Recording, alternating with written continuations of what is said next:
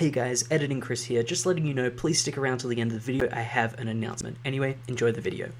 In 1983, the Star Wars trilogy ended with Episode 6, Return of the Jedi. Later, this trilogy was reclassified as the original trilogy, to which there would be a prequel trilogy starting with The Phantom Menace in 1999 and ending in 2005 with Revenge of the Sith, the 6 films spanning what would then be known as the Star Wars saga. Star Wars as a property was then passed to Disney in 2012, the saga reclassified again as the Skywalker saga. This was so that new Star Wars stories could be told outside of and beyond the scope of the main saga, with an additional trilogy to be added to the Skywalker saga, which would be called the sequel trilogy. The Skywalker saga would stand as a trilogy of trilogies, the prequels, the originals, and the sequels. What's more was that this new sequel trilogy would not just be a continuation of the original trilogy's story and characters, a jumping off point from which stories could keep going and going, but would instead aim to build a new ending to the saga overall. This decision to not only continue the story of people's childhood heroes in Han and Luke and Leia and Lando, but also to bring a new end to their stories, made a lot of people really excited. However, it was also met with some criticism for undoing the happy ending of Return of the Jedi, an ending that had at that point stood for nearly 40 years as the conclusion to the saga. And I guess this is a valid critique of the inherent narrative value of the sequel trilogy, but let's examine the full story of the Skywalker saga up to that point to determine if there was some story left to tell.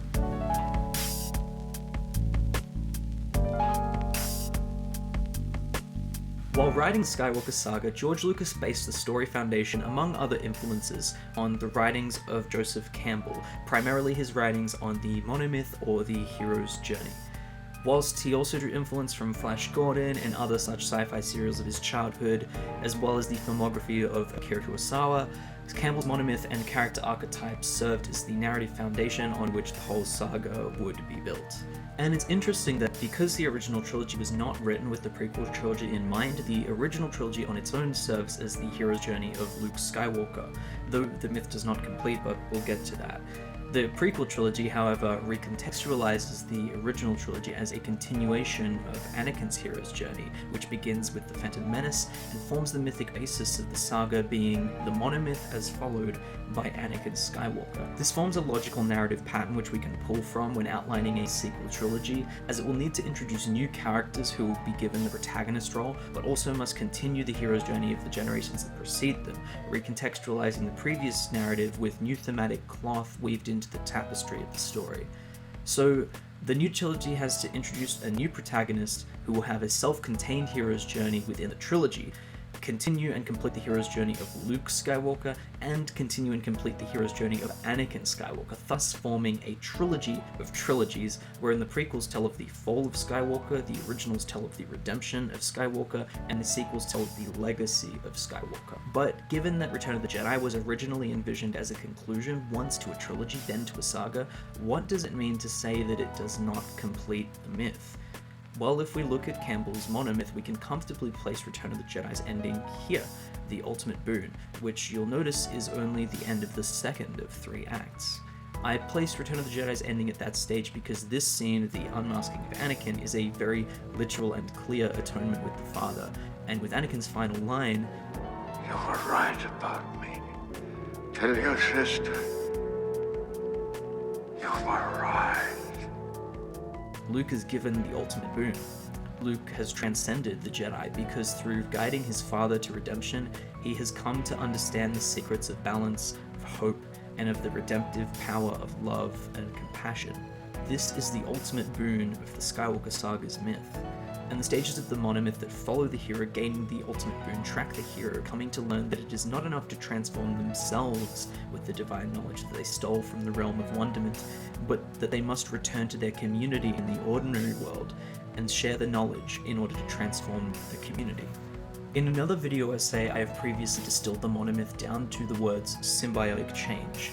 The story world changes the hero, and through their transformation, the hero changes the story world. So, to say that Return of the Jedi does not complete the myth is to say that we don't see Luke share the boon with the community. He He returns in a literal sense, but the myth is not literal. The myth is allegorical. And from a symbolic standpoint, Luke did not leave the Death Star, because the community has not been transformed by Luke and Anakin's boon of knowledge. Yes, the Empire, the great evil that ravaged the community, was defeated, but that is not, in and of itself, a completion of the myth. What completes the myth is the community sharing in the boon of the hero and transforming in such a way that they are equipped with some spiritual aid that would protect them if the great evil were to rise again. This is why it's thematically quite fitting that The Force Awakens has an approach to the status quo of the galaxy that can be effectively summarized with, those who fail to heed the lessons of history are doomed to repeat them. The evil was conquered, but the community did not come to learn how it rose in the first place, and they did not learn from the story of Anakin Skywalker to recognize and cope with one's inner darkness. For the myth to complete, the characters must acknowledge what gave rise to the evil, learn from the failings of the past, and pass on what they learned so that future generations may be free. So, you may be disappointed that we didn't get a sequel trilogy of Luke being a samurai badass with a lightsaber, Han being a quick-draw gunslinger against a resurrected Boba Fett, Leia being trained as a Jedi, Lando being a mouthy rebellion general, but that was never what this trilogy set out to do. As I said earlier from the outset, this trilogy was not just a Marvel-esque perpetual story continuation machine, but a grand conclusion of a 9-movie saga. Inherently in the mythic foundation of the story, the myth must recognize at this stage that by failing to share the boon with the community, the original trilogy characters failed to prepare the next generation for the rise of evil. Those who failed to heed the lessons of history are doomed to repeat them.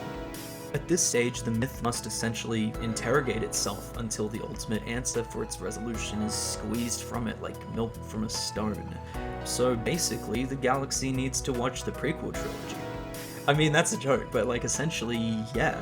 The Jedi need to admit that they were wrong, that they don't have some heroic legendary legacy, and that their hubris blinded them to the rise of Darth Sidious and the fall of Anakin Skywalker. The future generation of Jedi need to learn how to recognize and integrate with their inner darkness, their shadow, and that there is a balanced middle ground between surrendering to the dark and outright ignoring it. The rebel heroes of the galaxy need to learn that being a hotshot pilot who can pick off TIE fighters like spotting mosquitoes isn't like the entire method of being a hero.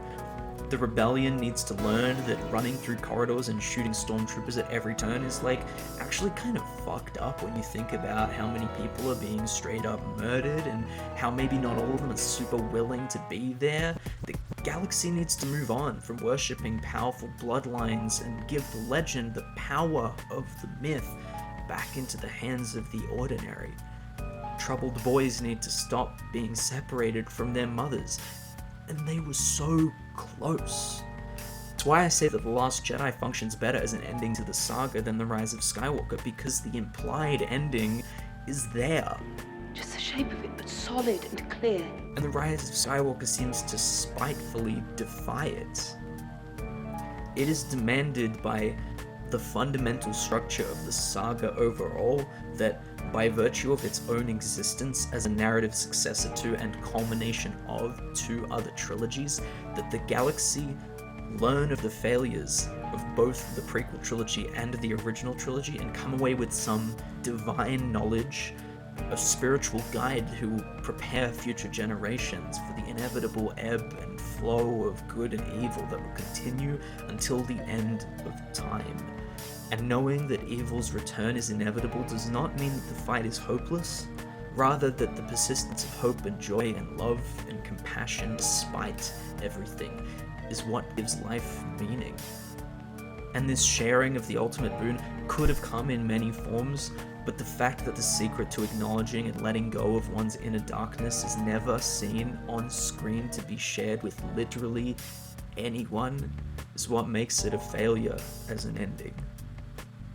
We also don't get a happy ending for romance in the galaxy, like as a concept. The point of supposedly undoing the happy ending of Return of the Jedi is to say, this is not the resolution, this is. And to say that romance has no place in the resolution despite its prevalence throughout the saga, to go out of the story's way to undo the only happy ending romance of the saga to that point, only to never resolve that story wound with an actual happy ending to a romance, is to say that the only way for the galaxy and the Jedi to have everlasting triumph over evil is to reject romance. And that's mythically disgusting, and in the very least completely dissonant with the fairy tale genre, which George Lucas, Irvin Kershner, and J.J. fucking Abrams all say that Star Wars fundamentally is meant to adhere to. It's why, among many reasons, the concept of a sequel trilogy as a 3-part Beauty and the Beast style epic love story between The Last Jedi and the Jedi Killer is such a strong concept, particularly when the Jedi Killer is the legacy child, the Dark Prince, and the Last Jedi is just some nobody, the pauper, the peasant. It heals the 1,000-generation wound between the Sith and the Jedi, the dark and the light. It heals the wounds of Padme and Anakin's love that was fractured by Anakin's quest for unnatural power. It heals the conflict between Rebels and Empire by placing the couple on opposite ends of this conflict.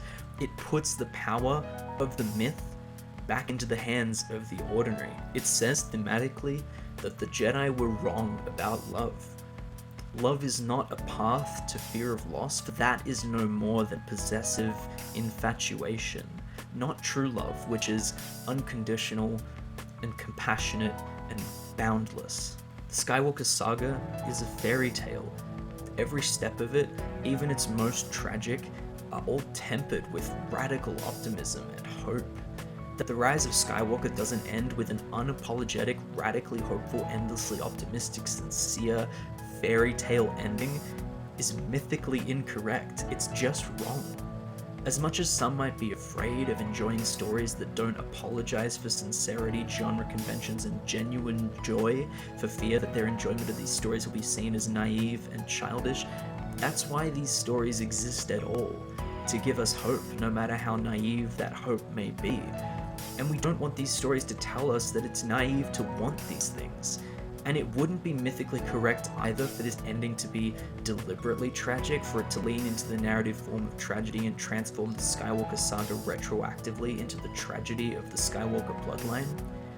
This 9-movie saga is not bittersweet, it is not grimdark, it is not gritty and realistic, it is hopeful and sweet and sincere and filled with uncompromising joy.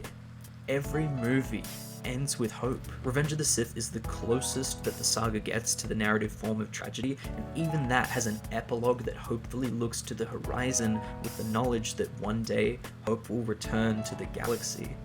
The Empire Strikes Back is always remembered for its downer ending, but even that ends with another hopeful epilogue and the reassurance that things will turn out alright in the future. The Skywalker saga is not a tragedy. It is a fairy tale.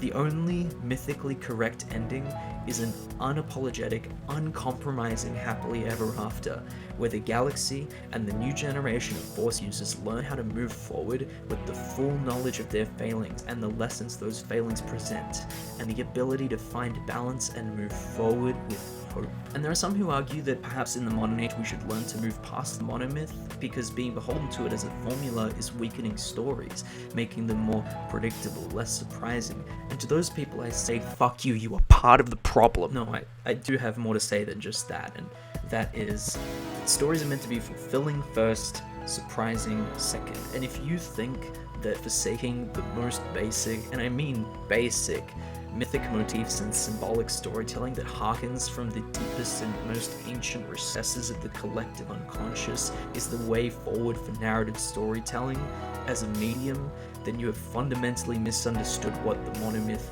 is. Because it's not some save the cat-esque screenwriting page count formula which you can plug your story into and convert it into some bland Hollywood trite.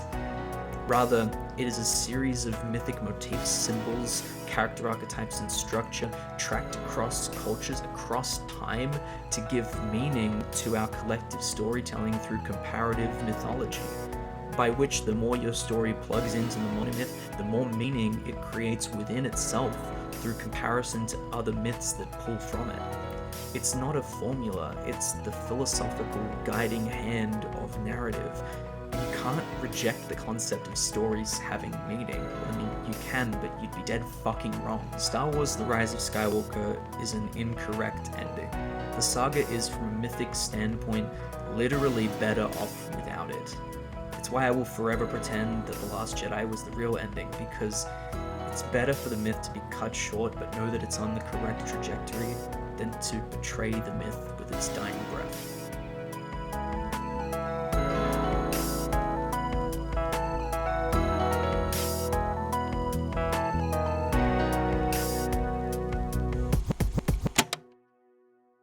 Hey guys, Editing Chris here. Just wanted to let you know, if you didn't know already, I have a podcast now. Welcome, one and all, to The Dead Speak, a new podcast from yours truly, Darth Sidious. The Dead Speak, The Emperor's New Pod, is an in-canon parody fanfiction podcast from Darth Sidious set in the lead-up to The Rise of Skywalker as he narrates his plan for galactic domination starting at the very beginning. I was born on the world of Naboo to an influential family who I do not care to dwell much on.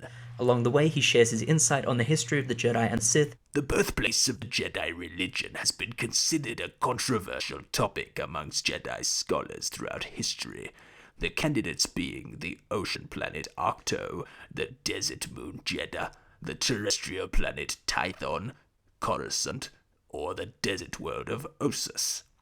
My opinion is that you'd think an order so hypocritically arrogant would revere the site of their conception. As well as some of his poetry. And now begins my feverish quest for power. Before me all shall bow or fearful cower. Hungry like loath wolf to scent of blood, I shall intrude the Senate under hood.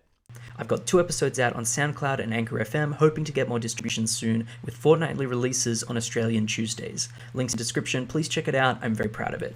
Thank you for watching, see you next time, bye.